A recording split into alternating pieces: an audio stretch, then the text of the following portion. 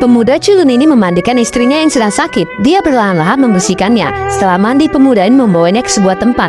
Mengingat kondisi Ahalia yang masih trauma, dia pun terlihat memandangi Ray dengan penuh harapan. Dia bertanya apa yang akan mereka lakukan sekarang. Ray bilang, mari kita tinggalkan semua dan hidup di suatu tempat.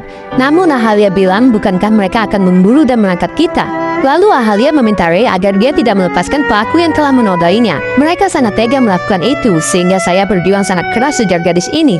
Mendengar itu, Ray pun seketika murka. Sementara itu di kediaman sang menteri, Dusan justru mengadakan sayembara. Siapapun yang berhasil mendapatkan Ray atau Ahalia, maka akan diberikan hadiah sebesar 200 crore. Semua warga pria ataupun wanita berbondong-bondong masuk ke dalam hutan untuk mendapatkan mereka. Sejak kejadian itu, Menteri Dusan menghilang dan tidak pernah kembali lagi.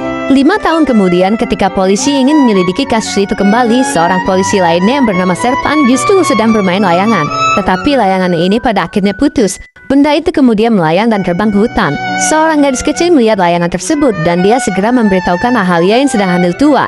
Ahalia segera mengambil layangan tersebut dan ternyata ada pesan rahasia di sana yang sengaja ditulis oleh polisi Serpan kepada Ahalia dan Ray. Isi pesan itu mengatakan agar Ahalia dan Ray segera melarikan diri dari hutan. Karena kasus 5 tahun yang lalu sekarang kembali diinvestigasi oleh polisi. Kepala polisi menemukan sobekan kertas dalam sebuah dokumen tentang hilangnya Menteri Dusan. Kepala polisi jadi sadar jika ada pengkhianat di antara mereka yang telah membocorkan rahasia kasus itu kepada Ahalia dan Ray. Sedangkan orang yang menyimpan dokumen tersebut adalah polisi Serpan dan dia bertingkah aneh bermain layangan di siang bolong. Hal inilah yang membuat kepala polisi curiga. Dia marah dan memukul Serpan. Dia bahkan mengancam akan memecat Serpan jika dia tidak memberitahukan di mana lokasi mereka. Serpan akhirnya tidak punya pilihan.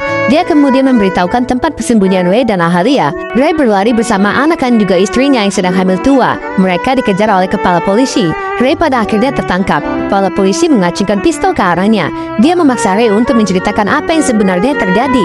Menurut Ray, hari itu dia dikejar oleh polisi, para preman, dan bahkan warga desa. Mereka mengejar Ray demi uang. Namun setelah dia tertangkap, pemuda itu berhasil kabur melarikan diri.